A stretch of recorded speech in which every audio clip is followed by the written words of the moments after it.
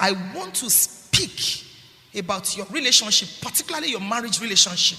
It was so strong on my heart when I was preparing this message. Let your life be orderly.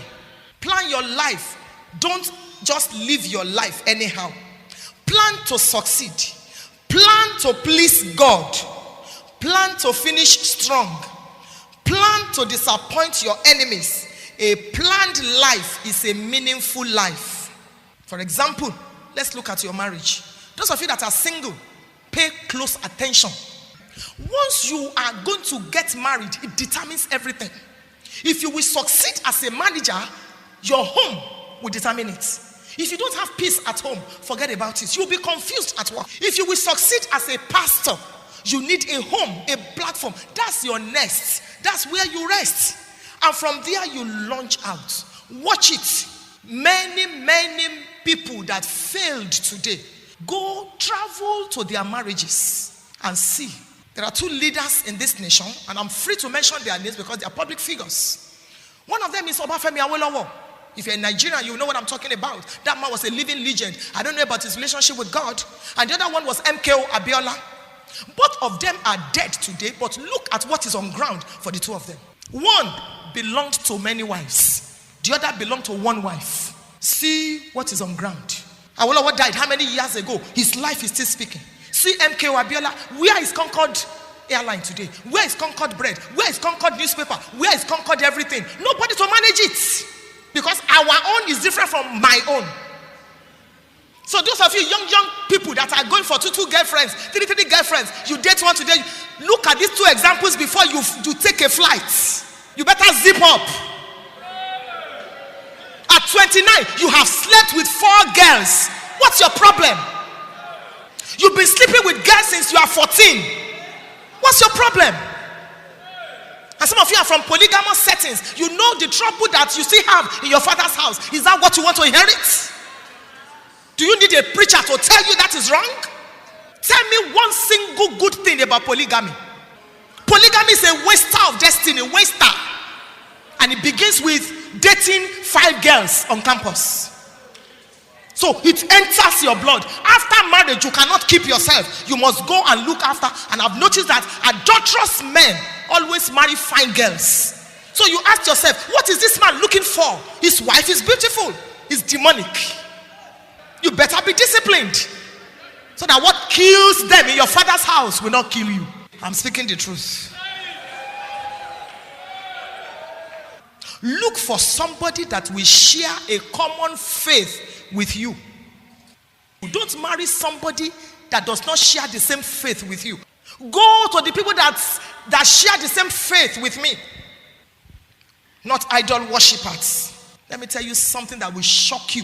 In marriage, you cannot renovate to your taste. I will convert her. I will change my wife. You cannot renovate to your taste. Your wife can never be like you. You will always be different. I've been married for 28 years. Your husband cannot be exactly like you. You can't renovate to your taste. So you better close one eye in prayer. Open the one you will open, let it be wider, so that you look very well before you choose. Marriage is not a weekend affair. It's a lifetime event. It determines everything. It determines everything. In marriage, people continue who they are. They hardly change. There's no compromise about that. You say, that man, it's only 2 bottles of Gouda he drinks. He will change when we start singing in the choir. I will take him to church. You are joking. People hardly change in marriage. They remain who they are. It is the truth. So if you noticed it when you are dating the person or when you are in courtship, you better reconsider. And don't tell me he will change. He smokes only one packet. 1 stick of cigarette removes 11 minutes from your life.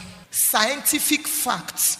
1 stick of cigarette subtracts 11 minutes from your life. So if you think you are enjoying, you are dying, you are not enjoying. So look for somebody that will share a common faith with you. For instance, how you spend your money.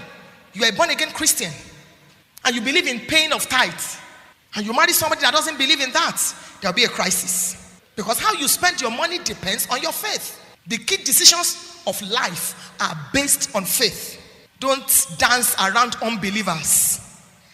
Don't abandon your faith for marriage. Marry somebody that loves God like you do.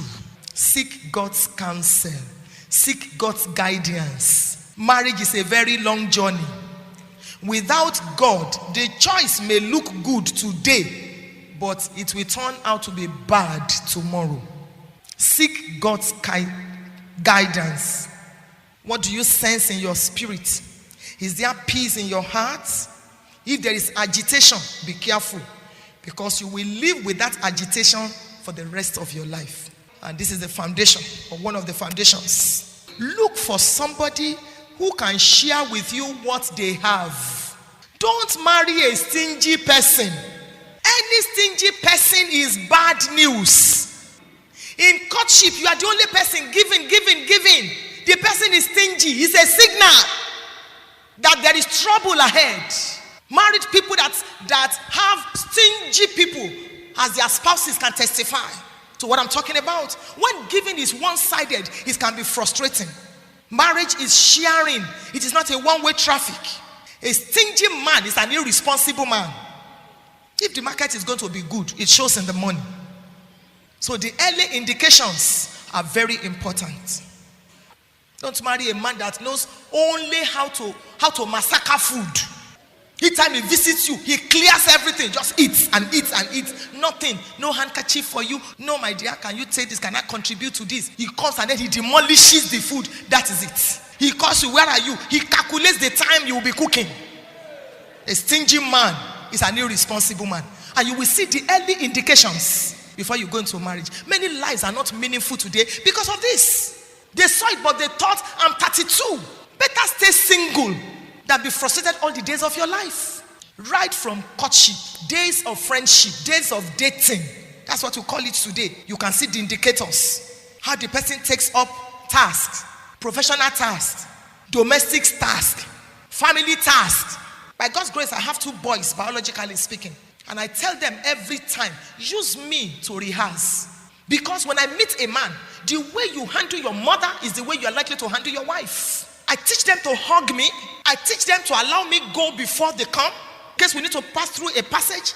I teach them how to treat a lady. Use me to rehearse. Because every woman wants some things from a man. You can see an irresponsible man. You can see the indicators. For instance, both of you are in school. He won't go for lectures. He won't write his assignments. He sleeps and dozes. You can tell that this one you don't have any future with him. If your life is going to be meaningful, avoid this irresponsible, lazy person. Avoid. In marriage, you can see whether you are a man or a woman, how neat are you? These are indicators. Do you dress your beds together? Even in small matters like that, some husbands, when they wake up, they just wake up. Father, I thank you for today. Have you laid your bed before you started talking to God? Or it is only your wife that lays the bed every morning? It's a sign of irresponsibility. Your wife is not a slave. 28 years running till this morning, my husband holds the bed sheet on the other side, I hold it on this side. He holds the quilts, I hold it on this side. We lay it together. Sometimes he even lays it when I'm not there. If we go to your bedroom now, what happens? You will think a rat just left this bed. Everything is scattered because you were running late. Your wife is not your slave. Who says that it's only a woman that should lay the bed? And every mother, you teach your boys. Teach them to wash plates. If you have house helps and you use your house helps to pamper your children, I fear for your children's future. I fear for them. Because there are things money cannot buy. Your boys must be able to cook, must be able to pound, must be able to lay their beds, must be able to make their rooms, clean their bathrooms. Very important. If both of you don't know how to lay beds, don't marry. Because there will be a problem. You won't believe this. A couple came to report, they had a misunderstanding. They've been having series. And when they were talking, the man said, when my wife wakes up, she will lay only her side of the bed. I said, is there a marriage like that? Things are happening in this world though. She will lay only her side of the bed and she will sweep only her side of the bed.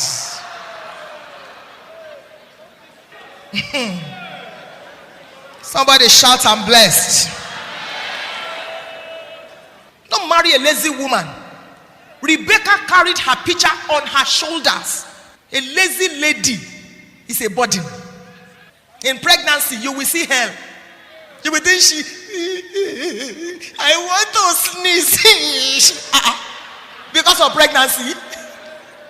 She can't carry legs, she can't carry eyes, she can't carry anything because of pregnancy. Don't marry a lazy person. A poor person is better than a lazy person. Biblically and culturally, the man plays the most significant roles because you are the head. Men make decisions at very short notice. Your wife depends on you. You make decisions financially, so you cannot afford to shirk your responsibilities. The upkeep of your wife and children. You know that the children bear your name. So if they are yours, you must pay their school fees. As a man, at least these two major things, school fees and house rent. Because if you are the head of the home and you are not paying house rent, which house are you heading? It is a manly responsibility. Even if your wife can pay it, you cannot be the head of a house you are not paying rent for. What kind of head are you? Food, water, telephone, dress, both of you can share. But school fees and house rent, even if your wife can pay, make up your mind. She can assist you as a man, but don't let those two be on her head. If you want to maintain your honor as the head, your wife may decide to supplement, but you must carry the responsibilities on your shoulders. The upkeep of the house is the woman's responsibility. The sign of a clean house is the toilet, not the living room. When I come to your house and I want to use the restroom, I say, Pastor, wait, I'm coming. And you run. I know you are a very lazy woman. If you must go and see your toilet before a guest uses it, then something is wrong with you as a woman. Your toilet should be so clean that people will feel like lying down and eating in your toilet. It is your responsibility. It's not your husband's responsibility as a woman. Your kitchen, a dirty house is a shame to the woman of the house. Marry the person you are physically attracted to. You may not have too many dresses, but there's a way you dress that makes you look attractive. As a woman and as a man, when some men sit beside you in church and they make the mistake of removing their shoes, you will feel like vomiting. When you visit some ladies at home, white undies have become maroon. Makeup is there, but underneath, stench. A woman must always make sure that her underneath is clean in case something happens and you faint. And they have to carry you in church. With all these mascaras, with all this makeup. When you wake up, some people will be bold enough to tell you, sister, you need to change. Somebody shout, I'm blessed. Know the family you are marrying into. Some families, they are very pompous. Don't marry them. Don't marry from there. In some families, everybody is poor because of laziness. So you don't know them in that family. They don't work. They only drink wine every morning. It's ogogoro. In some families, there is somebody that controls them. It may be the matriarch of the home, the mother. So find out the family before you go into it. Don't just say, yes, it is well. So that you can know how to pray.